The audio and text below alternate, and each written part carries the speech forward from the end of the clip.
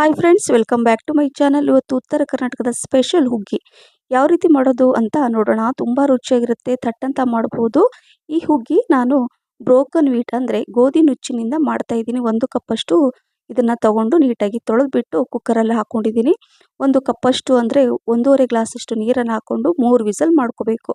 So 3 whistle ಆದ ನಂತರ ನೋಡಿ ಈ ರೀತಿಯಾಗಿ ಅದು ಚೆನ್ನಾಗಿ ಬೆಂದಿರುತ್ತೆ. ಈಗ ಒಂದು ಕಡಾಯಲ್ಲಿ ಹಾಕ್ಕೊಂಡು 2 ಗ್ಲಾಸಷ್ಟು ಬಿಸಿ ನೀರನ್ನು ಹಾಕ್ಕೊಂಡಿದ್ದೀನಿ. 2 ಕಪ್ಪಷ್ಟು ಬೆಲ್ಲ ಹಾಕ್ಕೊಂಡು ಚೆನ್ನಾಗಿ ಕುದಿಸ್ಕೋಬೇಕು. ನೋಡಿ ಈ ರೀತಿಯಾಗಿ ಬರಬೇಕು, ಸ್ವಲ್ಪ ಗಟ್ಟಿ ಅದಕ್ಕೆ ಬರಬೇಕು. ಸೈಡಲ್ಲಿ 3 ಟೇಬಲ್ ಸ್ಪೂನಷ್ಟು ತುಪ್ಪ ಹಾಕ್ಕೊಂಡು, ತುಪ್ಪ ಬಿಸಿ ಆದಮೇಲೆ ಗೋಡಂಬಿ, ದ್ರಾಕ್ಷಿ ಇದನ್ನೆಲ್ಲ ಫ್ರೈ ಮಾಡಿದ್ಮೇಲೆ ಇದನ್ನು ಈ ರೀತಿಯಾಗಿ ಹಾಕ್ಕೊಂಡು ಸ್ವಲ್ಪ ಇಲ್ಲಿ ಏಲಕ್ಕಿನ ಜಜ್ಜಿಬಿಟ್ಟು ಹಾಕ್ಕೊಂಡ್ರೆ ಬಿಸಿ ಬಿಸಿ ನಮ್ಮ ಉತ್ತರ ಕರ್ನಾಟಕದ ಸ್ಪೆಷಲ್ ಹುಗ್ಗಿ ರೆಡಿ.